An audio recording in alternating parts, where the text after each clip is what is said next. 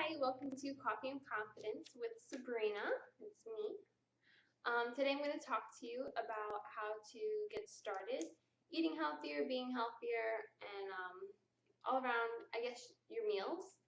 So let's get started with meal planning. If you haven't heard of it, it is literally what it sounds like, planning your meals. Some people will go and plan out every single meal for the whole week. My family, this works best, is to just plan out dinner. I don't know about you guys, but for us, dinner is our hardest meal. So every night, every week, the night before we go shopping, we sit down and we will decide what we will be having for dinner that week. We got a little planner like this. It's a monthly planner, and so it has like the big calendar for the month and the week of, the days. In our planner, we have on one side what workouts we're doing and the other side what meals we'll be having for dinner that night. And how this helps is, one, it'll help you save money because you're not going to just be like, don't know what we're having, so let's just order pizza tonight. So it helps you in that sense, and it also helps in the sense of you're not just going to go and grab food out because you already know what you're having. So the chances of you going to go buy some McDonald's are probably going to, slim down a little bit because you already know, like, well, we're having chicken parm for dinner tonight, so there's no point in stopping for some McDonald's. We stick to our meal plan the best we can. Obviously, things happen, and you can't always stick to the meal plan. If an emergency comes up, if you end up staying out later than planned, that kind of thing. Sometimes you accidentally forget to take the meat out of the freezer, so that's a big issue with us. But it really helps because that also brings into our next thing, grocery lists. So when you meal plan, you know you're eating X, Y, and Z this week. So then on your grocery list, you only stick to the ingredients and items that you need for your meals. Obviously, you will have other things as far as your groceries go, but that helps with avoiding the junk food. So, like, let's say you're making chicken parm. Well, you already have breadcrumbs and cheese at home, and you just need the chicken and the marinara. Well, then you just write that down on your shopping list instead of, if you don't meal plan, you're just gonna throw a whole bunch of ingredients on your list, or maybe you don't even make a shopping list. So you go to the store and you just start like, what are we gonna make? Well, I'll grab some tortillas, I'll grab some meat, I'll grab some chicken, I'll grab some chicken broth, and we'll make it work. And that doesn't always help. That's not always the healthiest option. So for me, again, in my opinion, this is the easiest way to make a grocery list and to stay on track. Because then, like I just said, okay, you know what you're eating, you know the ingredients you already have at home, and you know what you need. So that also saves money because you're not just buying random things that you most likely won't use that week for your meals. Again, if you have kids, you're going to have different expenses, sometimes diapers, wipes, baby snacks, baby food, but you can also make baby food. We'll do that in another video. So grocery lists, they really help. And then that brings us into our next thing, shopping. So different ways to help you, one, save money, and two, shop so it's healthier and smarter. My first thing is going to be coupons. So one, I was never into big coupons, anything like that. My mom was, and it was awesome. She used to get some stuff for free and that kind of thing, but it wasn't up my alley. But then before we moved to Guam, I started getting into it a little bit, was able to start stocking up on some soaps, some laundry detergent, some pastas, things that we always ate or used all the time. So that'll help you with your shopping, but keep in mind, not all coupons are going to be geared toward healthier eating. You'll notice that a lot of the things are snacks, cereals, candies, that kind of stuff.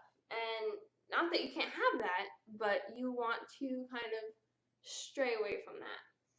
I know the big thing for us, the coupons, to help us minimize our shopping list will be, like I just said, for soap, for laundry detergent, even baby formula. Little things like that, it adds up and helps you. Oh, also for coupons, I didn't even know that they had coupons for different seasonings. I literally have like this coupon box, and it's filled, I have one section filled with different seasonings, which is great for meal planning and meal prepping, because if you do sheet chicken or something like that, all you have to do is throw some chicken and some veggies on a pan, and then you just season it. So again, those coupons can help you with the seasonings, keep your bills lower, win-win. All right, another shopping tip is to get off-brand names of the items. You don't always have to go with the name brand things. They 9 times out of 10 taste exactly what the name brand thing does. A good place to shop, other than Walmart, to get off-brand things would be Aldi's or Lidl. If you have any near you, definitely go there. We were spending about, I think, $60 to $80 a week on groceries, and that was with having our kids. So as you can imagine, that's pretty good. I mean, I'm not going to complain about a $60 to $80 grocery bill that'll feed us for the week, that had produce, that had our marinara, that had our seasonings, that had our baby food. It may not be the name brands that you're used to, but they literally taste exactly the same. They even have good freezer options. They have like turkey burgers, bean burgers. They have frozen veggies and frozen fruit and stuff. That helps you eat clean. It does. And it saves time. Look for sales. Obviously, that's a big one. You don't want to just go in and spend $4 on, I don't know, a bag of green beans when you could be waiting a week and spending $2 on it.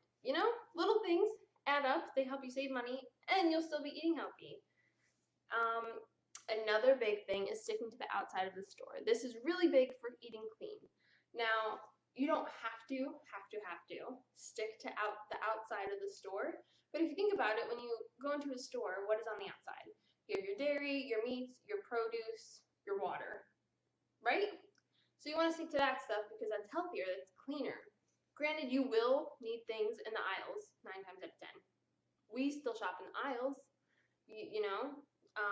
You'll need, again, your pasta sauce, your broth, your seasonings, that kind of stuff. And not everybody's perfect.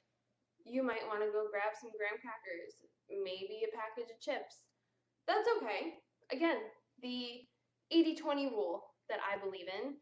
If you eat and work out 80% of the time, you have a little bit of gap, 20%, that you can still have a cookie or a couple chips. It's not going to kill you. But just do the best you can as far as eating on the outside.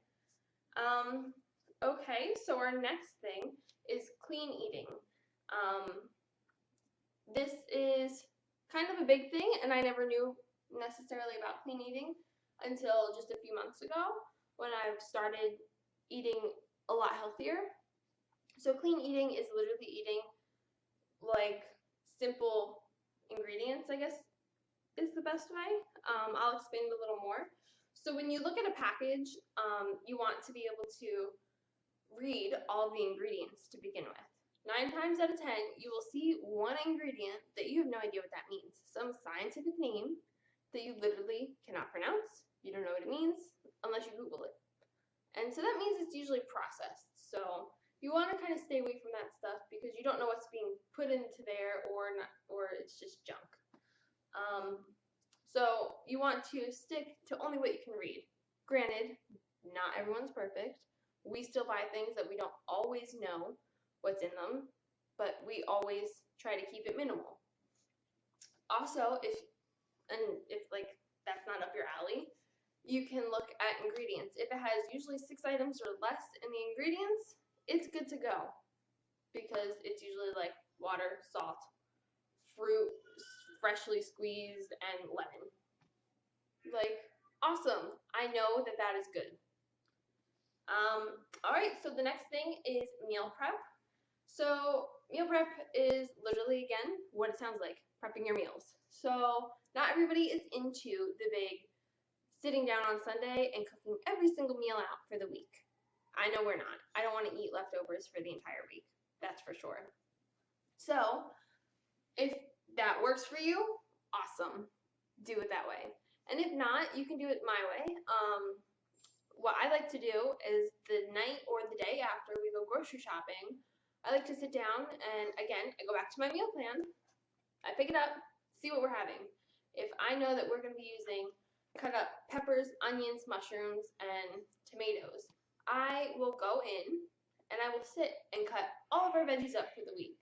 Sometimes I even take some tape and I label for, this is for cheese steaks, this is for our peppers, this is for our cauliflower pizza. So that way, one, that cuts down on time for the night that we are making dinner, and two, it's a lot easier. I know that, meal prep, everyone thinks that it's like this big thing, but it's really not. My meal prep usually takes maybe 10-15 minutes. Other people, they like to take, like I just said, the whole day to meal prep. Whatever floats your boat. Ways to meal prep, different food items that you can prep.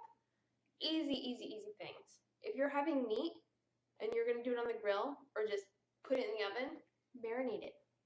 Take your meat, put it in a plastic bag or a plastic container, a glass container, whatever you use. Put some dressings and put some olive oil on. Let it soak. That's a meal prep.